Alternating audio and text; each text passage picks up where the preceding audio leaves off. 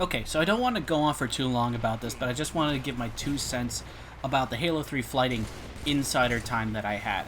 Now, I was pleasantly surprised to see that I was actually part of the flighting program. I'd completely forgotten that I'd signed up a long time ago, and when I read that it was getting an extension for the time that it was going on, around the end of June, I believe it was, I think right almost at the very end anyway, I wanted to put in some hours to get a sense of where the game was going to be going, and 343 was opening it up to people who wanted to try it and do a little bit of testing to give it a little stress test before they roll it out. I thought it was very good to get in there and experience it and maybe share some of my thoughts. Now, like I said, this isn't going to go for too long, but I did want to give the gist of my experience before the actual game itself releases in 2 days as of this recording. Now, I was never actually part of the original Halo 3 beta all the way back in 2006, 2007, something like that. Back when the game was included in a copy of Crackdown, which nobody bought for the game itself. And I remember seeing all these videos on YouTube at the time of people enjoying it and putting all their videos up, especially when Machinima was so big then. But I never fully got to experience that until the actual game came out on the 360, which is one of the first games I bought, by the way. So being part of the flighting program and being part of that experience to essentially beta test this reminded me of the time I never truly had. It was like I was giving a second chance to beta Halo 3, and in a way, it was pretty much the same thing. Getting a limited package of what we were all going to be getting, although it also included some campaign snippets as well, which I thought was really neat. So, too long didn't read, I had a lot of fun playing. Whenever I got the chance, and frankly I don't have an incredible amount of time right now to just pour into video gaming at the moment, maybe a little bit later, but not now, I found it extremely enjoyable. I found it very fun to go and play Halo 3 with mouse and keyboard and get the experience that most people get with their first-person shooters, and I'm moving more into PC gaming, with some notable exceptions on my console. So playing Halo 3 was a very good experience. It was very smooth. I enjoyed the responsiveness of the controls. I liked the remapping. I liked the full field of view, and I liked the 60 frames a second as well as 4K, which is what you get on the console too, but on the computer with additional video options, it felt like a very, very good step up. I thought that the time that I had there really highlighted the fact that the art style really held up well, especially over the long period of time. The vehicle play was very good, and I suppose my biggest issue I had with the whole thing were some of the things that plagued the original game, which was the leading in your shots. I think everybody by this point knows that there's a joke about the original Halo 3 release that don't blame me, it was the netcode. Oh, I would have gotten you. I would have gotten that headshot, or I would have had that triple if it wasn't for the netcode stealing it from me.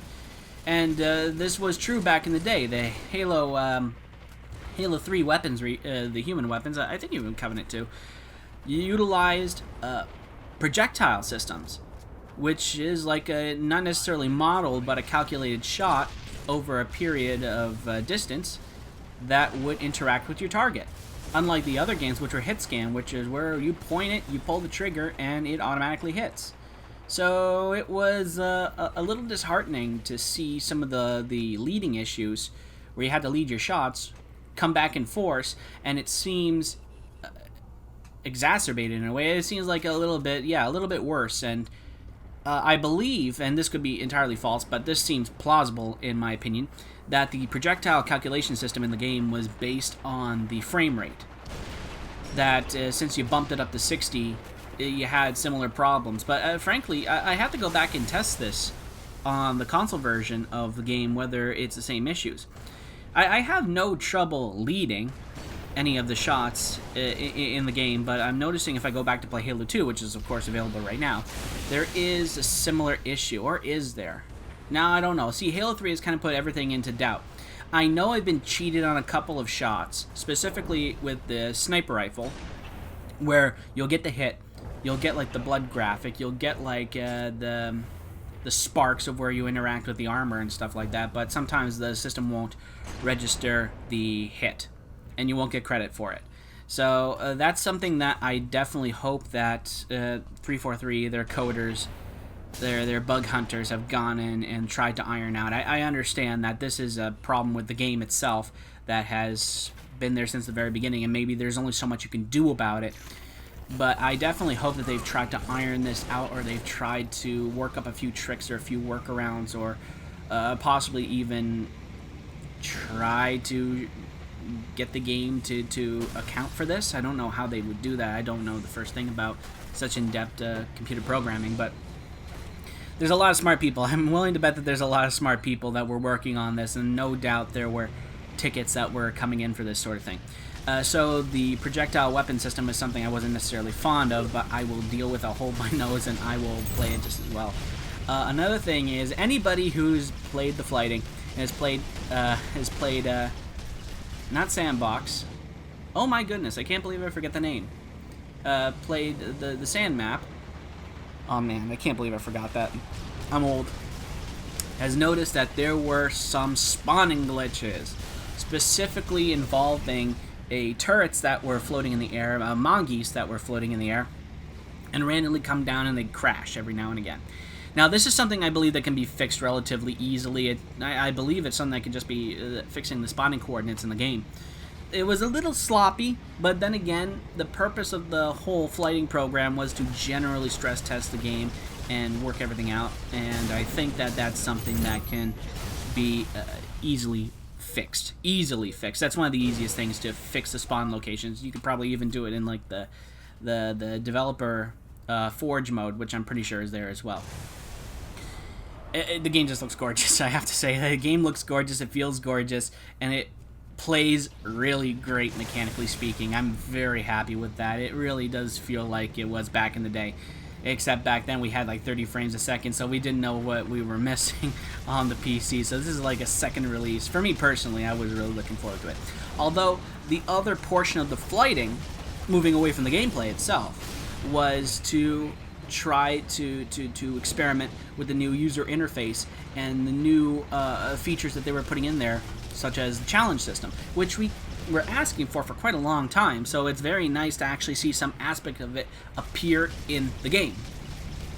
Now, the challenge system is mostly based around what you would think. If you ever played Halo Reach, you'd know entirely what that is: the dailies and the weeklies that you see in many video games nowadays. So I guess it's no surprise that it would show up in Master Chief Collection, which is funny since Reach had it, and then like a whole bunch of other games really jumped on the bandwagon after that. I think Black Ops, the original Black Ops, had something similar like that. So I was calling out copycats back in the day when that was happening.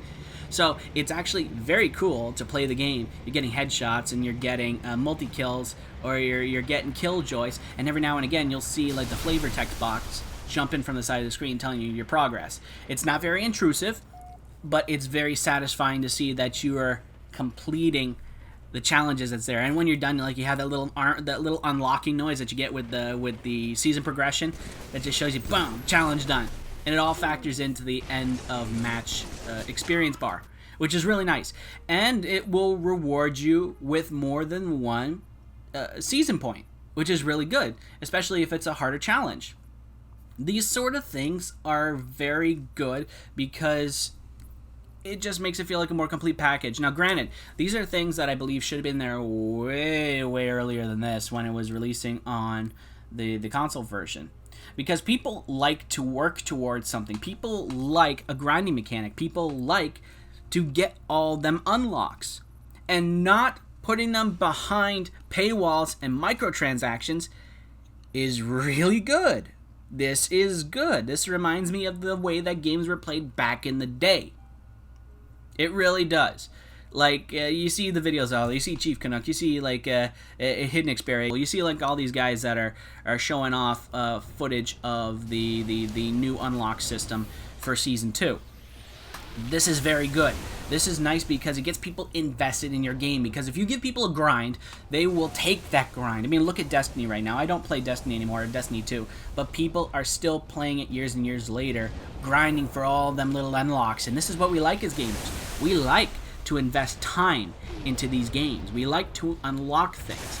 So the addition of something, however late it is nice. Should have happened way before, in my opinion, but the fact that it's still appearing now and relatively like for zero additional cost is good. That's very good. So what time am I at right now? I'm almost at 10 minutes. Okay, so I'm a little past 10 minutes, but yeah, to sum up my sum up of a longer explanation of why I liked it. Good, very good. It felt like a second Halo 3 beta. It did. You gave enough of like a content drip to get people interested in the game.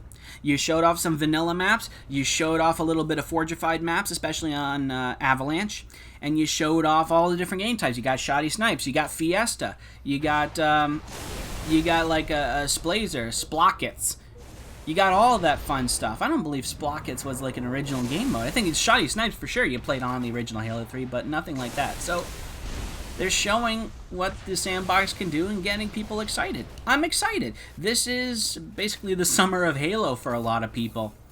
And there's many things that you can definitely take to the bank on that. And I'm feeling that it's something I'm definitely going to be spending a lot of time in. I could pop on the Xbox One. I could pop it on right here. It's like 6 inches from my face here. But I want to play Halo 3 on PC. I want to do that, because it's something that everyone's asked for a long time, and here we are, years and years later, like 13 years later, give or take, finally getting that. There's a lot of people that have been looking forward to this, and frankly, like, I'm willing to let them have a good time, a good welcome, if they haven't jumped on the train already. It's going to be a good summer for Halo. But let's see July 23rd. Let's see how this all wraps up, because it's all leading up to that. So, thanks for sticking through this. See you next time.